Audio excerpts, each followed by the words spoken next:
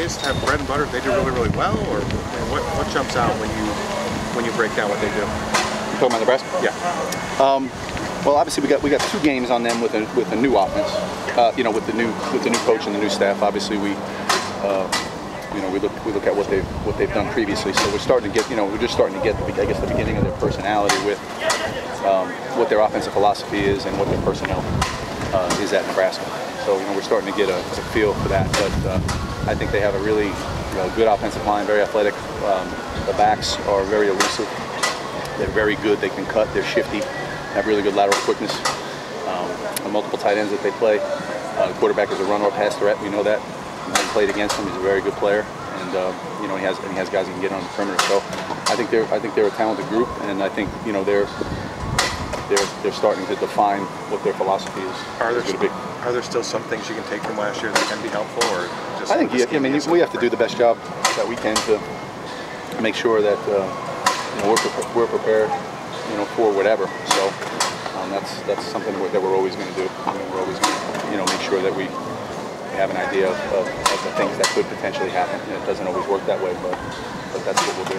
Mark, seems like they might still be looking for that number 1, but Newby was their guy last game. What stands out to you about him, and maybe how he compares to Abdullah? Yeah, I think he's got exceptional lateral quickness, and where he can cut and move laterally and run away from guys laterally, and that's a tough trait in a running back, because you have to keep your feet moving. You can't stop your feet. You stop your feet and he's gone.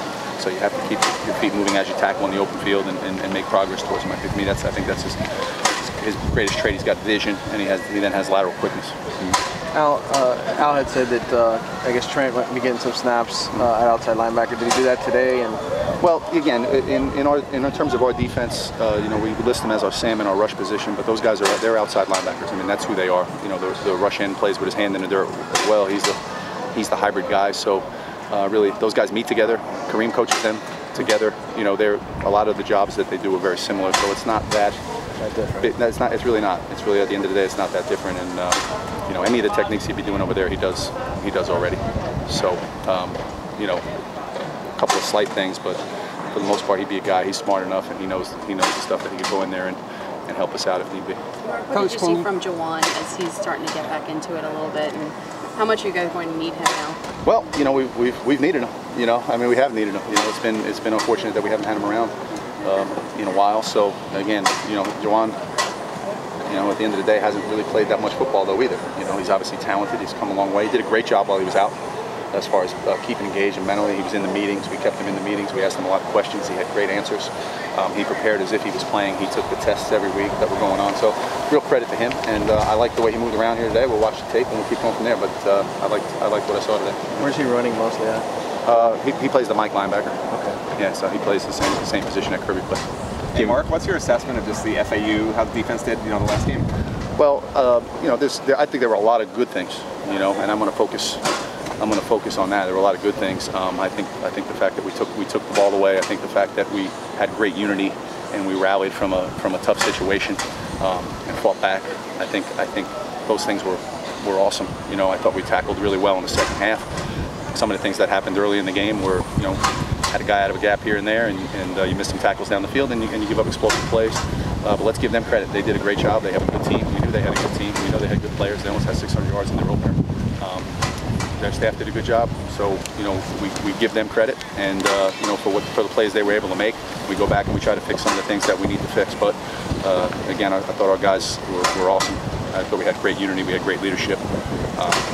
They would have kept playing.